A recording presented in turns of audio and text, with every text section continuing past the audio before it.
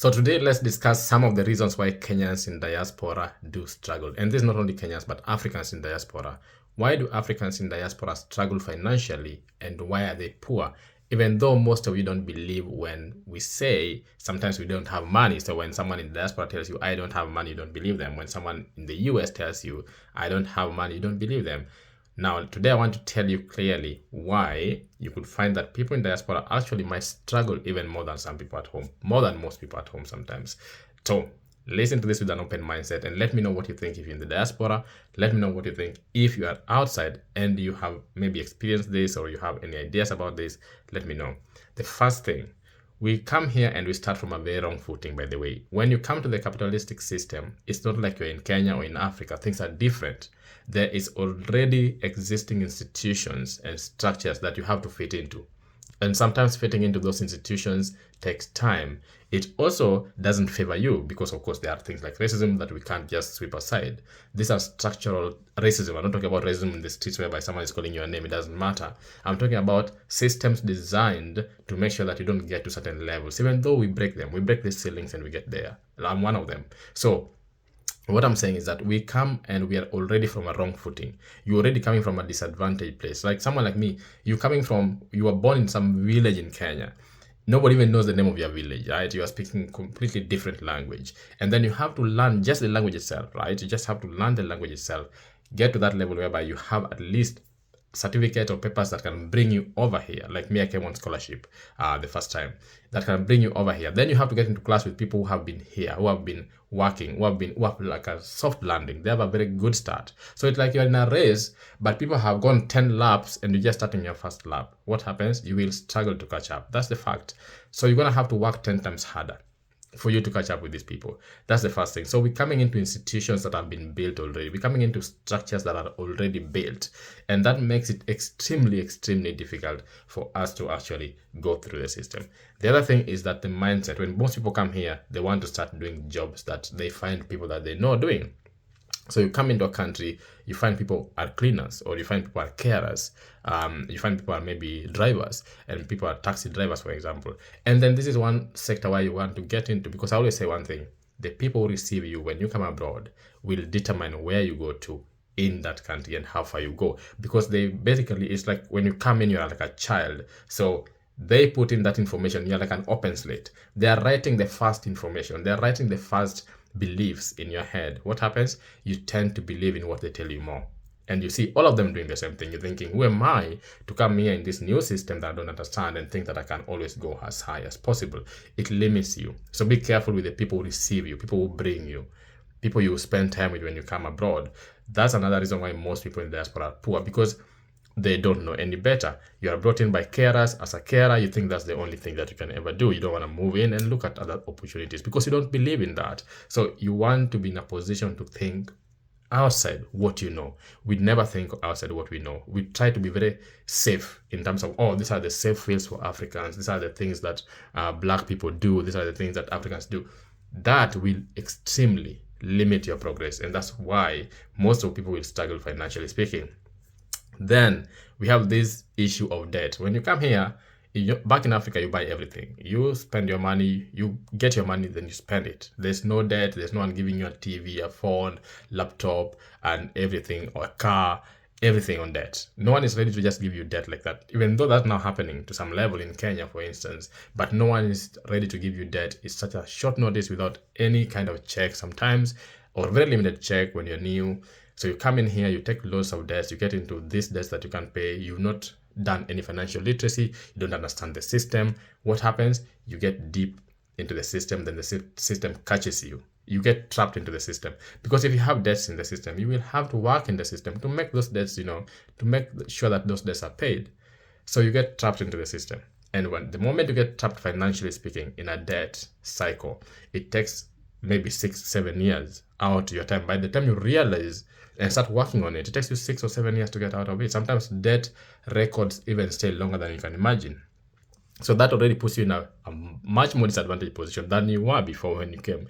You're already disadvantaged, but now you're even worse because your financial records are now bad. Now you can't get a proper mortgage. You can't start investing in like real estate. You can't start buying assets because you have to complete your debt before you start investing into assets. And you're not like earning that much money. Remember, you're still in that sector that is limited. That makes people really suffer financially. Then a lot of people also stay here because of passports. There's this idea that you're just staying because you want a passport or you want papers or you want whatever, or visa, long-term visa or indefinite leave to remain. People do not stay because they're trying to build something. Somebody just sits here because they want to get the papers. And then you're asking them, what's the plan with the papers? Nothing.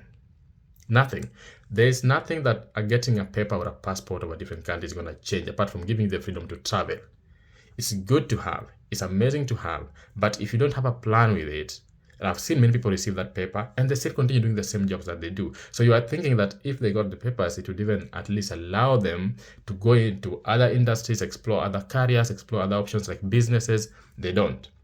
They stay comfortable, they stay where they were before, and now they have the passport. They don't even travel, most of them. So you have the passport, yes, you got it, so what? Nothing changes.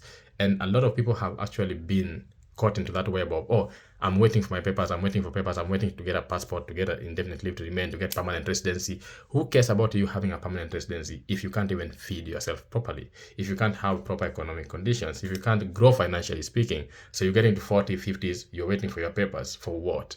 Sometimes if it's not working, I say, you know what? Leave. Go somewhere else that would work for you.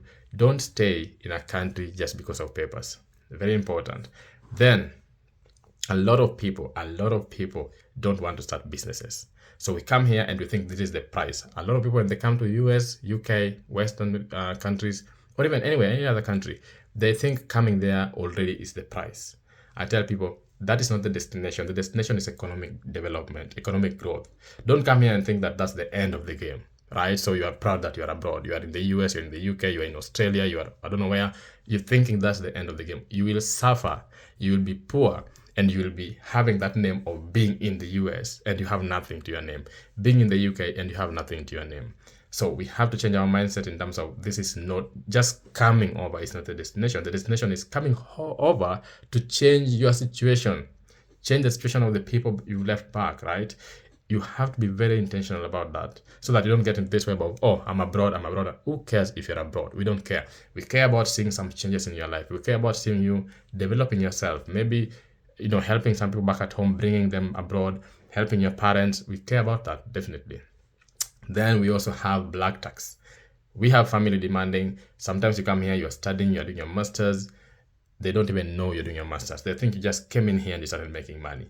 Settling in a new country will probably take you 5 years for you to figure out the system, know how things work, know how the processes are going, know how to make money, know how to start a business, know how to, it takes you time to settle and be accepted in the system. And sometimes this family are hung on our backs. And even if you settle or when you settle, what happens? You have all the other things and responsibilities that you have to take care of. Not just your family, right? You also have to make sure you're okay yourself. So that's a big issue as well. That's something that we need to think about. Talk to your family, be realistic, paint a clear picture of what is happening in your life. Don't lie. If you're cleaning, and you're earning little money, be open about it. If you are a driver and you're not earning so much money, be open about it. Don't let people expect so much from you while you don't have it. And then people feel rich. Most people feel rich in these countries. So there's this idea of you're earning in pounds, you're earning in dollars, you're earning in euros. When you convert that money to Tanzanian shillings, Kenyan shillings, Ugandan shillings, you have millions of money, or sometimes maybe hundreds of thousands, maybe not millions. And you think you're earning so much. The idea is you're spending that money here in this system, and this system have taxes. This system have bills. This system is expensive. So the money that you have in your mind is not real. You feel rich, but you're poor. So a lot of people in our system, in diaspora here, feel rich, but they are poor. They are really poor, but they feel rich. Why? Because at the end of the month, you're getting your, let's say, 2,000 pounds. You convert to Kenya shillings. Sometime back, it was like 400,000 Kenya shillings because it was like 200 to 1 pound. 400,000 Kenya shillings a month, you're thinking, damn, I've made it in life. By the time you pay your house, 1,000 pounds, you pay your tax, council tax, you pay your your other bills, electricity, you pay your gas, you pay your car, you pay something else, you eat, you buy food, clothes. That money has probably, you're in debt, or you have maybe £100 left. What does it matter? If you go to the US, same thing. You have taxes, you have the national taxes, the federal taxes, and then you have your normal bills that you have to pay, and they're ruthless about paying your bills. So that's another thing. Don't feel rich. Don't feel rich, because feeling rich makes you poor. It keeps you poor because you're thinking, oh, I'm earning so much, I feel so good. But that money is being spent in this system. You're not spending that money in Kenya. You're not spending that money in another country. Yes, when you travel, you can spend it and enjoy life, but when you come back, you have the bills waiting for you and you have to catch up again. That's why it takes you 5-6 years to even go back home again, or even 10 years to go back home again, because it's so expensive sometimes to go and come back. Then there's the idea of taxes. Taxes are really crazy here. So people don't understand how much taxes take off people. So maybe you need to find ways to avoid tax, or open businesses, or do things that are not really taxed. Find ways in which you can avoid taxes legally. And then most people here don't invest. They don't want to invest. If you talk to them about it, they just want to, they think that they know everything. They feel that because they're abroad, everything is perfect for them. So they don't invest. What happens? You remain poor. You stay here 10 years, nothing to your name. No houses, no stocks, no bonds, nothing back at home as well. And the last one is suspicion and lack of trust among Africans. We don't trust each other, so we keep information. We don't help each other, because all these other races help each other. They lift each other up. You need a network of people to get to certain levels. You can only get to certain high levels if you have a network of people speaking well when you're not on the table. Let me know what you think about this one. This has been a long one, but it's a good video, because I know most people always ask why we keep complaining we don't have money. These are the reasons. And why sometimes when people come back to Africa with nothing onto their name, they're poor. You laugh at them, but you do not understand their circumstances. But of course, these circumstances can be changed if we decide to. If we decide to, we can change the circumstances. But most people don't want to do it. So let me know what you think. That's it.